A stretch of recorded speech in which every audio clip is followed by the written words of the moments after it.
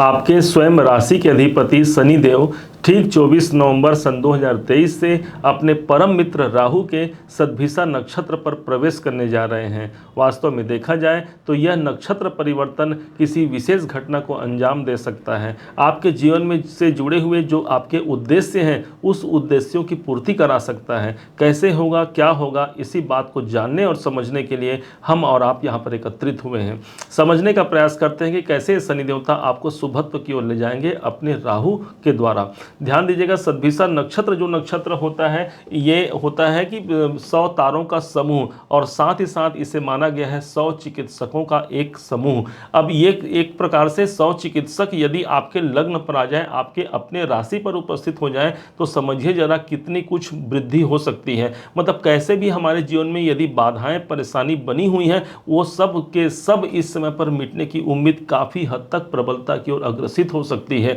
दूसरी ओर आप ये समझिए कि जब कोई ग्रह अपने नक्षत्र पर होता है, जिस नक्षत्र पर होता है उसके अनुसार हमें फल देता है। इसे जानने के लिए आप समझिए एक टॉर्च, जैसे कि आपने टॉर्च तो देखा ही होगा, उसमें देखेंगे एक बल्ब होता है जो अंदर में होता है और बाहर में एक जो आवरण होता है प्रकाश लेने के लिए। यदि ये ग्लास हमारा लाल कलर में हो तो लाल रंग की हमें आभा नजर आएगी, यदि काले रंग की हो तो काले रंग की आभा नजर आएगी। ठीक इसी प्रकार से इस समय पर शनि देवता राहु के नक्षत्र पे जा रहे हैं और राहु का जो प्रभाव है वो है नीले रंग का, अर्थात इस शनि पर जो प्रभाव आ गया वो राहु का आ गया।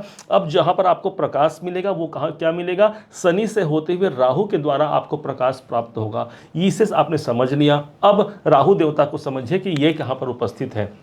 ये राहु देवता सीधे आपके धन भाव पर उपस्थित हैं। अब इनका धन भाव पर होना एक प्रकार से आपके आर्थिक प्रबलता को वृद्धि करता है। हमने पिछले वीडियो में इस बात की जानकारी आपको दी थी कि कैसे ये राहु आपके आर्थिक मामलों में आपकी सफलता कर सकता है। वो टेक्निक कौन सी है जिससे आप इस राहु से लाभ ले सकते हैं। आज ये समझिए कि शनि जब राहु के नक्षत्र पर होंगे इसका मतलब शनि देवता अपने कर्म के द्वारा, मतलब आपके लगन के द्वारा प्रभाव देंगे आपके धन भाव का। मतलब कि कर्म के कारक हमारे शनि देवता है जो हमारे लग्न पर है।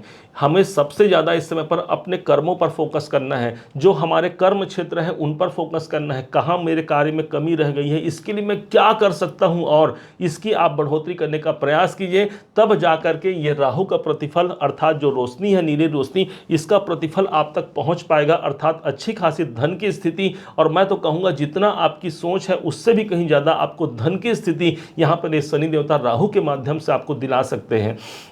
एक तरफ से ये हमारा लग्न होता है, लग्न पर ही शनि का प्रभाव राहु के द्वारा आपको प्राप्त होगा। इसका मतलब यदि स्वास्थ्य जनित हमारे परेशानियां बनी हुई हैं तो यहाँ पर भी आपको वहाँ काम करने की आवश्यकता है। मतलब कैसे उस चीज़ को मैं दूर करा पाऊँ, क्या मैं दवा लूँ। लेकिन दूसरी तरफ से शततारिका जो नक्षत्र होता है, सद्भिषा नक्षत्र होता है, हमने कहा 100 चिकित्सकों का समूह, 100 औषधियाँ। तो जब 100 औषधियाँ, एक औषधि एक गोली खा करके भी हमें सफलता मिल जाती है या हमें स्वास्थ्य में लाभ हो जाता है, तो सोचिए जरा 100 चिकित्सक एक संग रहेंगे तो कितना ज्यादा आपके प्रॉब्लम को ये सॉल्व करा पाएंगे। इस कारण से स्वास्थ्य जनित यदि कोई परेशानी है उससे यहाँ पर मुक्ति हो जाएगी।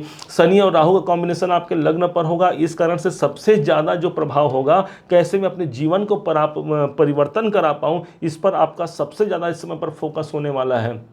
उसके लिए जो जो कार्य लगेंगे वो सब आप करने को तैयार रहेंगे इस टाइम पर। और यही नहीं, शनि और राहु, शनि जब राहु के नक्षत्र पर होते हैं तो कई मामलों में हमें इनसिक्योरिटी भी प्राप्त होती है। मतलब एक भय और भ्रम बना होता है कि कहीं मेरे जीवन पे ऐसा नहीं हो जाएगा, वैसा नहीं हो जाएगा। क्यों? क्योंकि आपके लग्न पर है। इस समय पर आपके मन में जो इनसिक्योरिटी बन सकती है उससे आपको भयभीत नहीं होना है, अन्यथा आपको स्वास्थ्य जनित आपके मन में ये भावना आ सकती है कि पता नहीं मेरा स्वास्थ्य कहीं बिगड़ तो नहीं जाएगा, कहीं मैं अपने करियर में ग्रोथ करने को तो इतना मेहनत कर रहा हूं लेकिन उसके बाद मेरा स्वास्थ्य यदि खराब हो गया तो।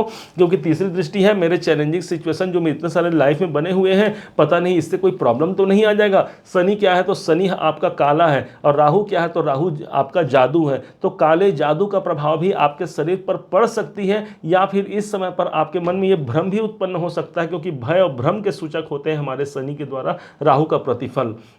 तो इससे भयभीत नहीं होना है। यदि मान लीजिए कुछ ऐसा है तो आप इस समय पर, जो पुराने समय पर हमारे माँ दादियाँ जो बताती थीं कि नमक और राई उतार करके, अपने शरीर से उतार करके आप एक धुनी दे सकते हैं, तो ऐसा भी कर सकते हैं। लेकिन मुख्यतः आप ये समझिए इन दोनों का कॉम्बिनेशन के अब अच्छे प्रभाव को कैसे ले सकते हैं।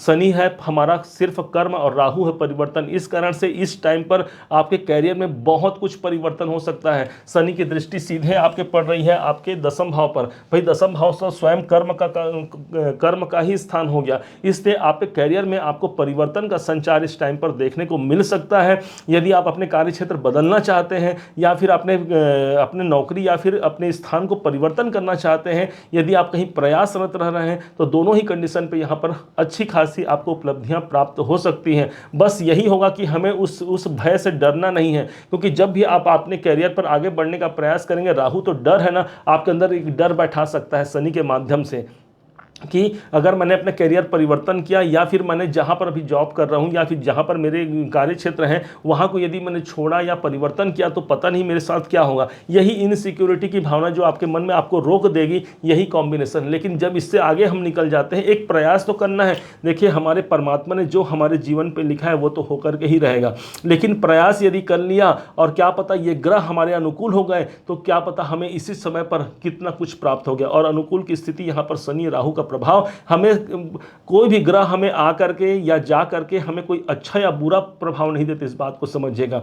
हमें स्वयं उस ग्रहों के द्वारा निकालना पड़ता है भाई कि कैसे वो ग्रह हमें अच्छा प्रतिफल देंगे, उनके कॉम्बिनेशन को समझना है, उनके नक्षत्र के प्रभाव को देखना है। तो शनि देवता तो हमारी ये टॉर्च हो गए ना, बल्ब तो अच्छा है, बल्ब तो हमें कर्म कारक बना रहे हो, आपके तो भाई प्रबल योग कारक भी हो गए, आपके अपने लग्नेश हो गए, इस कारण से शनि देवता सदैव अच्छे हो गए। और जब शनि देवता के मित्र हैं राहु देवता, तो कैसे यहाँ पर आपको पूरा देंगे। दूसरे तौर पर आपने देखा होगा नीलांजना समाभासम रवि पुत्रम यमाग्रजम, यमाग्रजम यम के अग्रज हैं, अर्थात यम माना गया है राहु को। अब राहु के अग्रज भगवान शनि देवता हैं, इस कारण से भी इन दोनों का कॉम्बिनेशन सदैव अच्छा होता है। कैरियर में सफलता और शुभता को ला करके आपको प्रदर्शित कर सकते हैं। हो सकता है इस समय पर आपको विदेशों से जुड़ना पड़ जाए या विदेश संबंधी कार्य भी आपको करने पड़ जाए, या फिर आपके स्थान परिवर्तन या फिर कैरियर में परिवर्तन की संभावना तो बनती ही बनती है। अब एक समय रहेगा अप्रैल 2024 तक रहेगा। मान लीजिए आपके जन्म पत्रिका में ऐसा योग नहीं बन रहा है कि आपको कोई परिवर्तन हो जाए, लेकिन अगर गोचर में बन रहा है तो ये मानिए कि गोचर का प्रभाव भी काफ़ी महत्वपूर्ण होता है। हालांकि जब वहाँ पर बने तो ये दोनों ही स्थितियाँ मिला करके एक सही हम डिसीजन ले सकते हैं कि वास्तव में क्या होने वाला है। लेकिन अभी गोचर के माध्यम से आपको सिर्फ ये समझना है कि एक बहुत बड़े परिवर्तन का योग है, एक बहुत बड़े शुभता का योग है, जो शायद हमारे उद्देश्य को हमारे मन मुताबिक पूर्ति की ओर अग्रसित कर सकता है। इस बात को कभी मत भूलिएगा। उम्मीद है आप सबने इसे समझा है, आप सबने इसे जाना है। यदि आपने इसे समझा है, जाना है, मेरे समझाने का प्रयास यदि आपको सार्थक लगा हो, मेरे समझाने का तरीका यदि आपको सार्थक लगा हो, तो हर बार की भांति इस बार भी अपना प्यार भरा लाइक और कमेंट करना कभी मत भूलिएगा। बहुत मोटिवेशन मिलता है हमें कि आपने हमें सराहा है, हाँ हमने अच्छा कार्य किया है। और हाँ, यदि अभी तक आपने चैनल को सब्सक्राइब नहीं किया है, सब्सक्राइब भी कीजिएगा। पुनः एक बार फिर आप सभी का दिवस बहुत मंगलमय हो, इन्हीं शुभकामनाओं के साथ। जय श्री राम।